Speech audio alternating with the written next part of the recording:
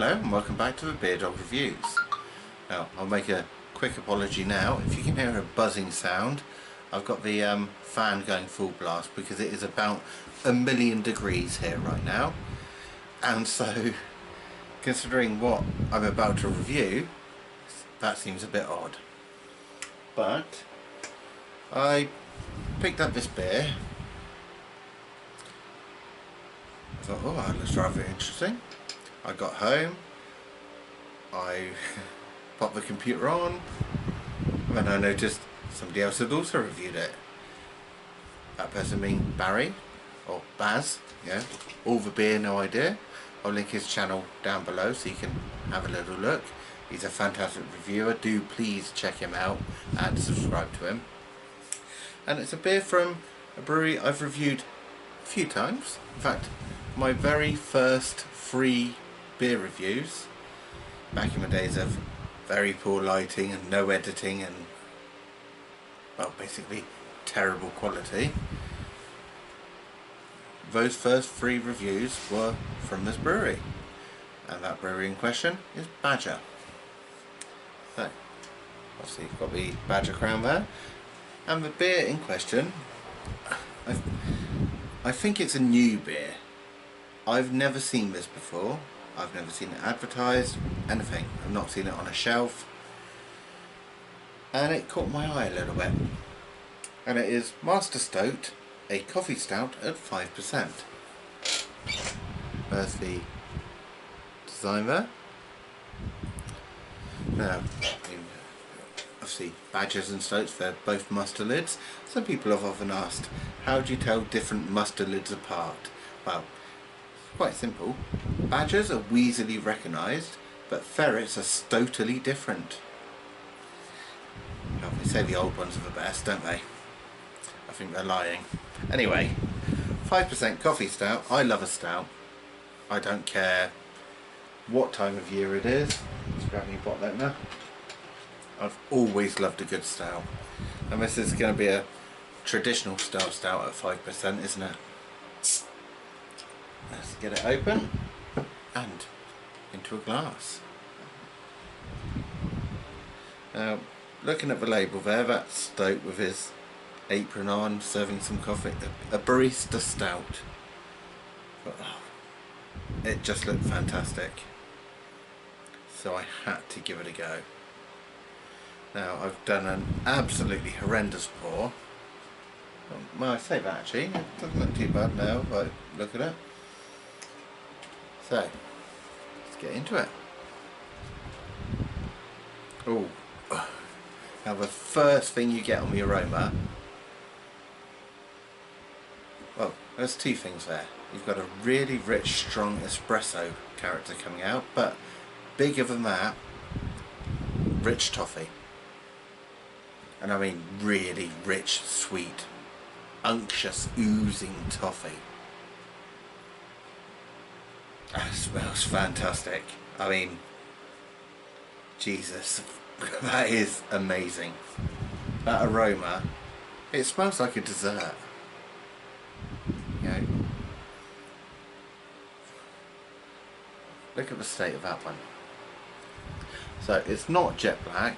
I mean, I've got it up to the light and there's a definite ruby character coming through with the light and a chestnut brown right at the base.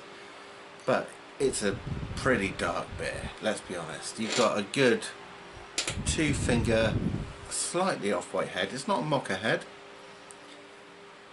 but there is an off-white head. Now, I'm going to be interested to know if there's any coffee adjunct in the beer. So let's have a little look. If I pop this down for a second, we can... So, a stickler for detail with a discerning palate. Turns out the surly Stoat has a surprisingly sweet tooth. Never happy to settle for second best, he prefers to brew his own thing. We have that in common. Rich and dark with notes of toffee. Got that straight away. The recipe for this indulgent coffee stout is one of our most closely guarded secrets. Best keep it to yourself. This Badger is anything but black and white. So, ingredients.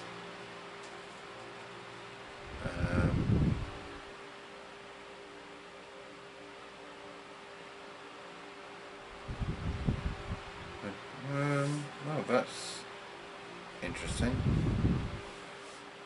Doesn't say there's any adjuncts of coffee in there, so if that's all coming from the hops and the malts, sounds good to me. Obviously Badger's not quite the same as it used to be since Paul and Woodhouse bought them out, but they still make good beers. I'm not going to deny that. So, have a look at it. Like I say, masses and masses of sweet sticky toffee. Or masses of molasses even. There's a dark coffee note in there. It smells sticky and oozing. It's... well, what can I say? It smells like my type of beer. Let's have a taste.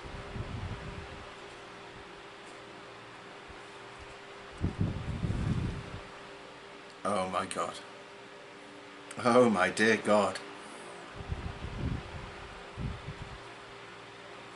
Wow. Really dark espresso. And I mean really good quality espresso. You get that straight away. There's a sticky toffee, obviously. It's sweet. There's a bit of chocolate in there. It's not too much, you know. It's focusing more on the coffee and the toffee. But that is... I mean, what can you say about that? It's oozing, it's unctuous, it's...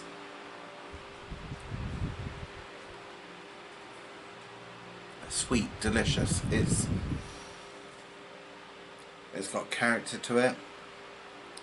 There's a smokiness in there as well, which I wasn't actually expecting, because I don't often find traditional English style stouts, you know, the old-fashioned stout, gives much of a smoky character, but there is smokiness in there. It's not too heavy. It's a slight back end of pipe tobacco. You know, it's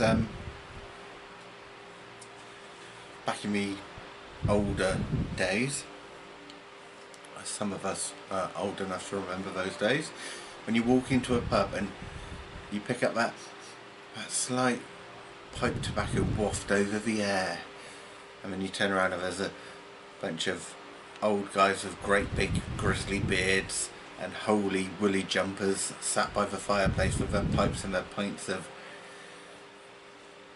a pint of mild or a pint of best or whatever. Yeah, that smoke that rises out through the atmosphere.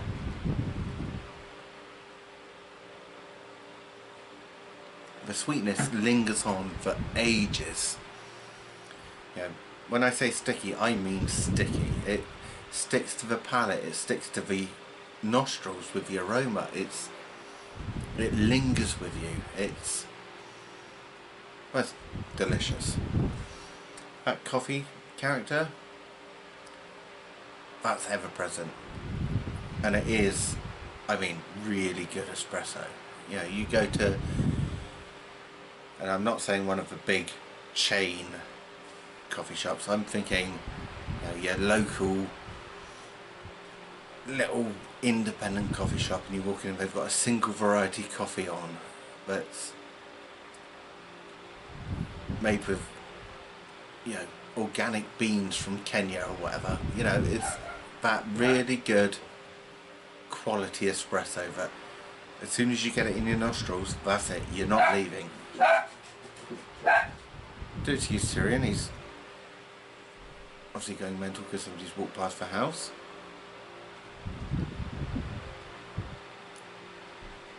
It's sweet, it's sticky, it's oozing. What more do you really want from a stout? And at that 5%, obviously I would never say a stout is going to be sessionable. You don't want more than one or two. And yes, it's an autumnal beer, but enough. But you can drink this in the summer because it's so light. You know, it's slightly thinner on the body, it's only 5%, it's perfect. as an easy drinking all year stout.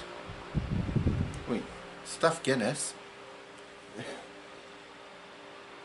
last drop out of the bottle there. That is, I mean, I would be half tempted to class it as a porter just because of the body, but then the flavour is so stout.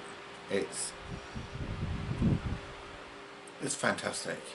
I mean, it's left fantastic lacing on the glass. It still looks oozing gorgeous.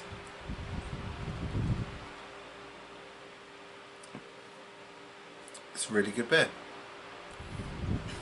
You know, you can't really go wrong with a classic English stout, can you? Any time of year. But if you fancy something that you've not had before and you're just thinking, I could go for something rich and dark, trust me, give it a go.